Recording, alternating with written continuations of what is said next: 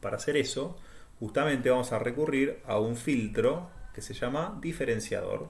¿Por qué diferenciador? Y bueno, porque toma la diferencia entre la muestra anterior y la muestra actual. ¿Sí? Entonces, haciendo esto, lo que paso a tener ahora ya no es una simetría como la que teníamos hasta ahora. Esa famosa simetría par, si lo quieren, o simetría de toda la vida. Ahora tenemos una antisimetría o simetría impar. ¿Sí? A partir del punto del eje azul tenemos una simetría impar. ¿Ok? Entonces, fácilmente podemos decir que h de z de esto va a ser menos 1 más z a la menos 1. ¿Sí? Menos 1 más z a la menos 1.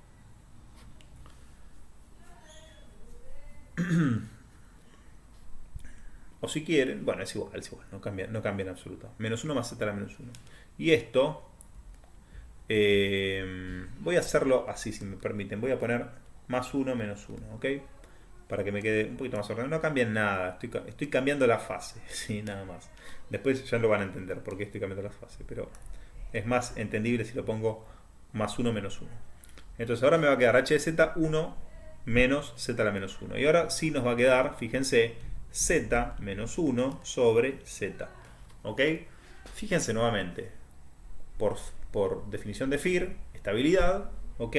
Y ahora el 0 ya no lo tengo más en pi, ahora lo tengo en el origen, ¿ok? Es decir, constelación de polos y ceros me pone un polo en el origen y un 0 de transmisión en 1, ¿ok? Un 0 de transmisión en 1. Por lo tanto, ahora tenemos un comportamiento clarísimo pasa alto, ¿ok? Comportamiento clarísimo pasa alto de h, ¿sí? Del diferenciador. Me parece que ya es hora de que deje de grabar. Y lo que tenemos acá es justamente 0 de transmisión, y a partir que recorremos la circunferencia de radio unitario, ¿sí? Nos encontramos con algo de esta forma, ¿sí? Para omega igual a pi. Para omega igual a pi, llegamos a esta respuesta de módulo. No hay que ser muy inteligente para darse cuenta que la respuesta de fase, ¿sí? La respuesta de fase tiene que ser menos un medio, porque el punto de simetría está entre las dos muestras. ¿Ok? Entonces, menos un medio de respuesta de fase, filtro no muy práctico, pero para el análisis viene muy bien este. Es decir, esta pendiente es menos un medio. ¿Ok? Retardo de grupo menos un medio, lógicamente. Esto es fase. Y obviamente podemos ir a la parte analítica y verificar que esto es así. Justamente la diferencia esta va a hacer que acá, en lugar de un coseno, tengamos una senoidal, ¿sí? Una senoidal partida por 2, digamos, no con la misma frecuencia, sino que va a ser un medio de la senoidal, ¿sí? Entonces, no hace falta que yo haga eso ya creo que a esta altura ustedes son capaces de hacerlo por su cuenta, se los dejo de tarea para que lo hagan en sus apuntes, ¿sí? Calculen la expresión del módulo de h de j omega y la fase de h, ¿ok? Que son estas dos expresiones que yo un poco las adivino por la constelación de polos y cero, pero vean, encuentren la dependencia del seno, ya lo hicimos en la teoría de los Firr, ¿sí? Y dense cuenta, convénzanse de estas observaciones que estamos haciendo, ¿sí? Entonces fíjense cómo hacer una diferencia directamente implica el cambio, ¿sí? El cambio de el comportamiento de un filtro. De pasa abajo pasamos a pasa alto, ¿ok? Bueno, del mismo modo podemos lograr un conocimiento intuitivo de esto, ¿sí? El conocimiento intuitivo de esto que acabamos de decir que es un pasa alto lo podemos ver si, por ejemplo, analizamos una secuencia de valores de una x de k, una x de k donde tenemos una señal arbitraria, que voy a hacerla de esta forma para que lo vean, y fíjense que para un determinado valor de k, ¿sí? Para un determinado valor de k aplicamos, ¿sí? La convolución. Recuerden que esto se sigue. ¿Qué pasa, gordo?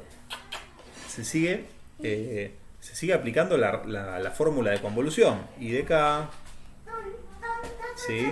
Convolución, producto de convolución, igual a 0 para las n menos 1 muestras. ¿De qué cosa?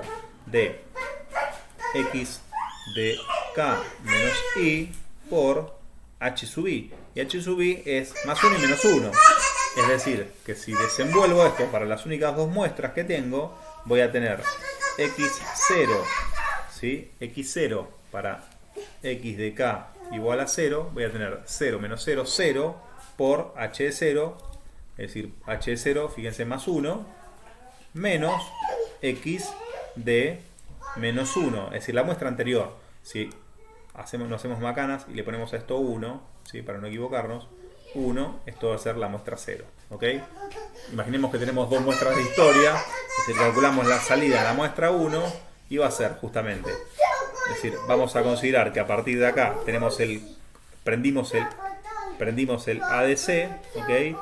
Esta es la muestra 0, esta es la muestra 1 y fíjense lo que hacemos.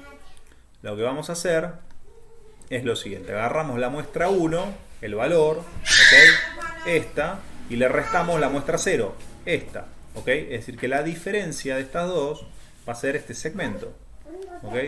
Ese segmento que vemos ahí va a ser justamente x1 menos x0. Y en consecuencia, lo que estamos calculando es algo así como el delta i. El delta i. ¿Ok? Entonces, si esto es un filtro diferenciador, lo que yo me pregunto es, y de alguna manera estamos tratando de estimar esta pendiente, ¿sí? Nosotros sabemos que esa pendiente va a ser justamente delta i sobre delta x. ¿Ok? ¿Y qué es delta x? Delta x, si se fijan, es TS o 1 sobre Fs, el intervalo de muestreo, ¿sí? 1 sobre la frecuencia de muestreo. Es decir, que lo que tenemos, ¿sí? Es delta i, ¿sí? Estamos calculando muestra a muestra el delta i, ¿sí? Pero no lo estamos escalando por TS. ¿Y qué sentido tiene escalarlo por TS? Ninguna. Es lo mismo que decíamos antes. Así como antes, cuando sumamos, teníamos una especie de promedio fuera de norma, acá cuando derivamos, tenemos una especie de derivada fuera de escala, ¿sí? Nos faltaría escalarlo por el delta x, que es básicamente TS, ¿sí? Es decir, nos faltaría multiplicar todo por TS para tener realmente una estimación más cercana a la derivada muestra a muestra. Pero esto, obviamente, como es para todas las muestras lo mismo, se omite y directamente tenemos una especie de derivada fuera de norma. Es decir, que diferenciar, es decir, calcular la diferencia entre muestras adyacentes o separadas es igual, no es igual, pero digamos para los fines de la derivada es igual. Fíjense que si yo calculo la diferencia entre esta muestra de acá y esta muestra de acá, de alguna forma tengo una especie de estimación de la pendiente que atraviesa esos dos puntos. Es decir, para los fines prácticos, ¿sí? Es la misma pendiente, ¿sí? Es una pendiente parecida, ¿ok? Entonces, esto es por lo cual se considera que esto es un filtro diferenciador o derivado, ¿ok? Y que ya entendemos que tiene un comportamiento pasa alto.